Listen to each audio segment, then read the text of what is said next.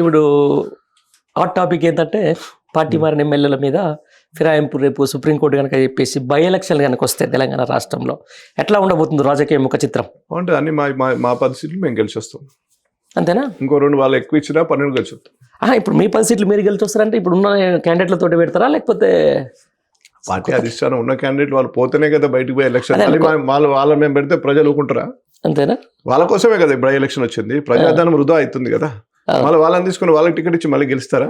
ఇస్తారా? అట్లా ఇప్పుడు 10 మంది దాంట్లో సపరేట్గా నడుస్తుంటారు. అంటే రాజకీయంలో ఇప్పుడు అధికారంలో ఉన్నది కాంగ్రెస్ పార్టీ, మంది అర్ధబలం ఉంటుంది. అది వరకు ప్రతిపక్షంలో ఉన్నది బీఆర్ఎస్ పార్టీ. అంటే ప్రజాభిమానంతో గెలిచి వస్తారనుకుంటున్నారా లేకపోతే కాంగ్రెస్ పార్టీ మీద వ్యతిరేకతోటి గెలిచి వస్తారనుకుంటున్నారా? ప్రజా బలంతో గెలుస్తాం ఒకటి. మేము ఇంతకుముందు చేసిన మా పార్టీ పనితనం మీద అది చూసి మాకు ఓట్లు ఇస్తారు. అంతేనా? రెండు చూస్తారు కదా. మా పనితనం చూసిండ్రు, వాళ్ళ పనితనం చూసిండ్రు. అప్పుడెందుకు ఎప్పుడు వేసింది కదా 1% డిఫరెన్స్. 4 లక్షలు వీళ్ళు ఎంత తిప్పారు సోషల్ మీడియాలో. మార్పు మార్పు మార్పు అన్నారు. సెక్రటరియట్ పక్కకున్న బిర్లా మందిర్లో 3 రోజులు ఎలక్షన్ల ముందు తీసుకుపోయి ఆరతి దగ్గర దేవుడు పాదాల దగ్గర 6 గ్యారెంటీలు పెట్టిండ్రు. మసీదుల దగ్గర పెట్టిండ్రు, చర్చిల దగ్గర పెట్టిండ్రు. ప్రజలు దేవుళ్ళని నమ్మిండ్రు. దేవుని దగ్గర పెట్టిండ్రు కదా నిజం కావచ్చు అని నమ్మిండ్రు. అదే తర్వాత జరిగిన ఎంపీ ఎలక్షన్లు ఏమైందన్న? ఎంపీ ఎలక్షన్ వరకు ఇంకా ప్రజలకు ఆశ ఉండే. ఇంకా మొన్ననే కదా కొద్దిగా చూద్దాం, ఇప్పుడే కదా వచ్చింది రాని ఇంక ఇస్తాడేమో. ఆల్రెడీ సిట్టింగ్ రూల్ ఉన్నది కదా, సీఎం ఉన్నాడు కదా, ఇంక ఇస్తాము, ఇంక టైం కావాలి కదా, ఆగు, అయ్యో 4 రోజులు అయితే ఇస్తాం కదా అని ఊర్లో నాయకులు, కింది స్థాయి నాయకులు చెప్పుకొని అప్పుడు వచ్చింది. ఇప్పుడు నేను కూడా అంటున్నా 15 నెలలు అయింది కదా, ఇస్తారేమో. 15 నెలలు అయిందా, ఇస్తారేమో. ఆశ లేదు ప్రజలకి. ఎందుకు? ఇప్పుడు 6 నెలలు ఆశ పోయిన ప్రజలకు 15 నెలలకు ఎప్పుడే వెళ్ళిపోయిందా? అంటే వాళ్ళు చెప్పిన దాంట్లో ఏది చేయలేదు కదా. ఓకే, దానివల్ల ప్రజలు విసుకొచ్చి ఉన్నారు. ఏం చేయలేదు, అన్ని చేసినామంటున్నారు. ఏం చేసింది అంటున్నారు? అన్ని చేసినామంటున్నారు. బస్ ఫ్రీ ఒకటా? బస్సులు పెంచలేదు, బస్సులు తగ్గించిండ్రు, కొట్టుకుంటున్నారు జనం.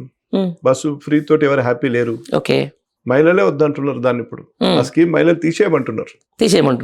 తీసేస్తారా? మరి తీసేస్తారు 4 రోజుల తర్వాత వాళ్ళు, లేకపోతే రేట్లు పెంచుతారు. రైట్. మొత్తానికన్నా ఇప్పుడు బీఆర్ఎస్ ఆనవాళ్ళ మీద, బీఆర్ఎస్ పునాదుల మీద నేను హైదరాబాద్ గురించి మాట్లాడుతాను, ఎందుకంటే మనం హైదరాబాద్ సంబంధించిన వ్యక్తులం కాబట్టి. బీఆర్ఎస్ పునాదులు, బీఆర్ఎస్ లేపినటువంటి గోడల మీద, బీఆర్ఎస్ వేసినటువంటి సజ్జల మీద కాంగ్రెస్ పార్టీ పరిపాలన సాగిస్తుంది. కానీ దాని మెయింటెనెన్స్ సరిగ్గా చేయలేకపోతుందని చెప్పేసి కొంతమంది మేధావులు అంటున్నటువంటి విషయం. కరెక్ట్. అయితే ఎందుకు ఇట్లా, అంటే పర్టికులర్ హైదరాబాద్ మీద ఎక్కువ కక్ష కనపడుతుంది ఈ కాంగ్రెస్ పార్టీ వచ్చిన తర్వాత? ఎందుకంటే ఐటీ రంగం చాలా ఇబ్బందుల పరిస్థితి అయితే ఉంది. తర్వాత రియల్ ఎస్టేట్ రంగం మీరు అన్నట్టుగా చాలా ఇబ్బంది పడుతూ ఉన్నారు. అవుట్స్కట్స్లో పర్టికులర్ ఈ హైడ్రా మూసీల పేరిట ఈ వెంచర్లని కూడా సంబంధించిన ఇవన్నీ ఎందుకు, అసలు ఈ కారణం ఏంటంటే ఒక ఫండ్ రైజింగ్ కోసమా, లేకపోతే హైదరాబాద్ ఇమేజ్ని తగ్గించి ఈరోజు ఆంధ్ర రియల్ ఎస్టేట్ని పెంచే కార్యక్రమం జరుగుతుందంటారా? ఇప్పుడు చూస్తుంటే అదే జరుగుతుంది. బెంగళూరు బాగుంది అంటున్నారు, ఆంధ్రప్రదేశ్ బాగుంది అంటున్నారు. మనదైతే హైదరాబాద్ వల్ల మనకు చాలా డ్యామేజ్ ఉంది. రెవెన్యూ కూడా పోయింది కదా. మరి ఎట్లా ఎప్పుడు దాని నుంచి బయటికి రావడం? చూద్దాం, వాళ్ళు చాలా మేధావులు, మేము అన్ని చేస్తాం, దేశానికి ఇది తెచ్చినాము అది తెచ్చినాం, చాలా మాకు అన్ని తెలుసు అని చెప్పిండ్రు కదా. అదే అడుగుతున్నారు ప్రజలు. అన్ని తెలుసు అని చెప్పిండ్రు కదా, అన్ని ఇస్తా అన్నారు కదా, ఎందుకు ఇవ్వట్లేదు, ఎందుకు చేయలేకపోతున్నారు అని అడుగుతున్నారు ప్రజలు. మరి ఏం చెప్తున్నారు దానికి? ఏం చెప్తున్నారు? సభలు క్యాన్సిల్ చేసుకుంటున్నారు కదా. అంతేనా? ఏదో రాహుల్ గాంధీ గారు వచ్చేది ఉందన్నారు, క్యాన్సిల్ అయినట్టుంది, ఏదో మీడియాలో చూసిన. అంతేనా? అదే అంటున్నా, మరి ఎందుకు ఇట్లా పర్టికులర్గా జనాలకు ఇంత వ్యతిరేకత వస్తుంది? సోషల్ మీడియాలో మేము చూపిస్తున్నాము, యాజ్ ఒక పార్టీకి సంబంధించిన వ్యక్తులుగా మీరు చూపిస్తున్నా కూడా ఎందుకు ఇట్లా నిమ్మకు నీరెత్తినట్టు ఎట్లా పోతే నాకేందని చెప్పేసి ప్రభుత్వం వ్యవహరిస్తుంది? కొన్ని మీడియాలు ఉంటాయండి, ఎలక్షన్ల ముందు ఇట్లా మీరు ఎట్లయితే ఇంటర్వ్యూ తీసుకున్నారో కొందరు పార్టీలను, అధికార పార్టీలు, అప్పుడు మా పార్టీకి సంబంధించిన వాళ్ళను, ప్రతిపక్ష పార్టీలను మీడియా ముందు పెట్టారు. పెట్టి వాళ్ళు ఏం చెప్పారు, ఆ రోజు హైదరాబాద్ ఎవరున్నా పెరుగుతుంది అని చెప్పారు. హైదరాబాద్కు పార్టీకి ఏంటండి, హైదరాబాద్ ఎవరున్నా పెరుగుతుపోతుంది కదా అన్నారు. పెరుగుతుందా? మరి పెరిగిందా? పెరుగుతుంది కదా అన్నారు. మరి ఏమైంది? కరెక్ట్ సీట్లో కరెక్ట్ పర్సన్ లేకుంటే, ఒక సిస్టమ్ అనేది లేకుంటే నడవదు.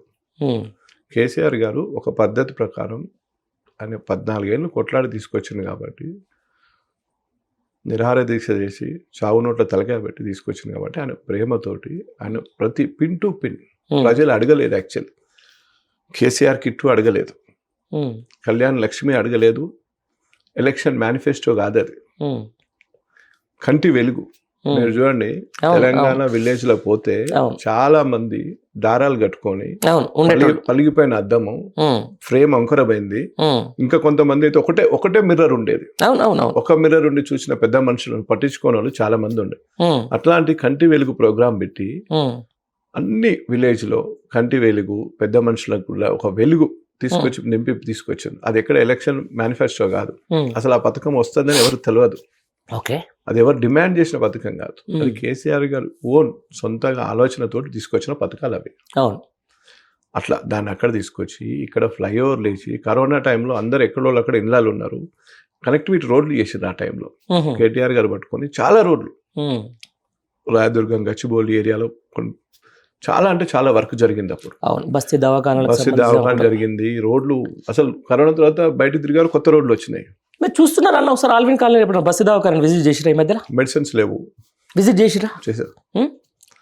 మా మాధవరం కృష్ణారావు గారు ఆదేశాల మేరకు అన్ని కుక్కట్పల్లి షెల్లింగపల్లి 3 డివిజన్లు ఒకసారి అన్నిట్లో చూడమన్నారు. అందరు కార్పొరేటర్లకు ఇన్స్ట్రక్షన్ ఇచ్చారు. మేము అందరం చూసినాం ఒకటే రోజు. మెడిసిన్స్ లేవు అసలు, డాగ్ బైట్ మెడిసిన్ కూడా లేదు, ర్యాబీపూర్ అవి కూడా లేవు. కనీసం ఏమైనా దొరుకుతున్నాయా? అదేం ఏమంటారు దాన్ని, పారాసెటమాల్ లేవు. ఎందుకు అంత దరిద్రమైన పరిస్థితికి ఎందుకు దిగజారింది తెలంగాణ రాష్ట్రం? అంటే దాని మీద వాళ్ళు బ్యాలెన్స్ అవుట్ అయింది. మీరు ఒక్కటని కాదు, ఇప్పుడు వాళ్ళు ఎక్కడి నుంచి మొదలు పెట్టాలి? ఉన్నదాన్ని నడిపించుకుంటే సరిపోయేది కదా, ఎట్లా నడుస్తున్నారో నడిస్తే సరిపోయేది కదా. అదే బ్యాలెన్స్ అవుట్ అయింది. అవుట్ అయిన బ్యాలెన్స్ ఇప్పుడు ఎక్కడి నుంచి స్టార్ట్ చేయాలి? తులం బంగారం చేస్తారా, లేకుంటే కేసీఆర్ కిట్ నుంచి చేస్తారా, కళ్యాణ్ లక్ష్మి మన కంటి వెలుగు నుంచి స్టార్ట్ చేస్తారా? ప్రజలకు ఇవన్నీ ఉండే సౌకర్యాలు ఎవ్రీ ఇయర్ పెరుగుతుంది. ఇదే విషయానికి సంబంధించి నేను ఒక ఇంటర్వ్యూలో ఏదో చూస్తున్నప్పుడు మాట్లాడుతున్నప్పుడు ఎట్లా ఉంది రేవంత్ రెడ్డి పాలన అంటే, ఆయన బాగానే చేస్తున్నాడు కానీ మొత్తం అప్పులపాలు చేసిపోయింది పోయి కేసీఆర్, అసలు లేకుండా మొత్తం ఈయనేం చేస్తాడు పాపం, ఆయన గట్టినే ప్రయత్నం చేస్తుందని చెప్పేసి. ఇది ఒక నాకు విషయం అర్థం కాదన్నా. సింపుల్గా దేశంలోనేమో రాహుల్ గాంధీ రాజ్యాంగం పట్టుకొని అదానికి మోడీకి ఆటావు అని చెప్పేసి వాళ్ళని బీజేపీని తిడతారు. ఇక్కడ బీజేపీకి సంబంధించిన రేవంత్ రెడ్డికి అంటగా అవుతారు. ఈ 2 పార్టీలు ఏకమైన తర్వాత నిజంగా రేపు బీఆర్ఎస్ పార్టీ పరిస్థితి ఏంటంటారు? బీఆర్ఎస్ పార్టీ ప్రజల పార్టీ, బీఆర్ఎస్ కు ప్రజలు అండ ఉంది. ఆ 2 పార్టీలు కాదు, ఇంకా 3 పార్టీలు జమ అయినా మాకేం లేదు.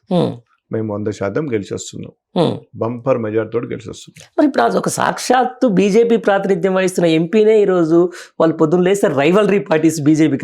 ఆయన మా దగ్గరే ఉండే, మా పార్టీనే ఫస్ట్ ఆయన రాజకీయ భిక్ష పెట్టి ఆయన ఎంపీ చేసింది. మా దగ్గర నుంచే పోయిండు విశ్వేశ్వరరెడ్డి గారు. ఆయనే మన పాలన అప్పుడు బాగుంది, ఇది బాగా చేశారు కేసీఆర్ గారు మనని అన్నారు, పోయినాక ఇప్పుడు బాగాలేదంటారు. దాన్ని చూడకండి, మీరు ప్రజలను పట్టండి, ప్రజలతోటి మాట్లాడండి, ఓవరాల్ గా డెప్త్ గా పోండి, కంటి అద్దాలు పెట్టుకునే పెద్ద మనుషులతో మాట్లాడండి, యూత్ పిల్లల్ని అడగండి, వాళ్ళకి ఎన్ని వరాలు ఇచ్చిండ్రు, ఆ పిల్లలు ఎందుకు ఇప్పుడు రివర్స్ ఇమీడియట్ అయినరు, ఇవన్నీ మీరు గ్రౌండ్ లెవెల్ లో చూడండి. వాళ్ళు బీజేపీ కాంగ్రెస్ 2 ఒకటే. ఇప్పుడు ఇక్కడ లగచర్లా ఉంది, బీజేపీ ఎందుకు యాక్షన్ అక్కడ రాలేదు? కేటీఆర్ గారు ఎమ్మడిపడి వాళ్ళని జైలు నుంచి తీసుకొచ్చి ఇవన్నీ ప్రాసెస్ చేసినాం కదా. మరి ప్రధాన ప్రతిపక్ష కేంద్రం అధికారంలో ఉన్నారు, వాళ్ళు ప్రధాన ప్రతిపక్షంగా మేము బాధ్యత వహించాం. మరి బీజేపీ కేంద్రం అధికారం ఉంది, ఎందుకు వాళ్ళు యాక్షన్ తీసుకోలేదు?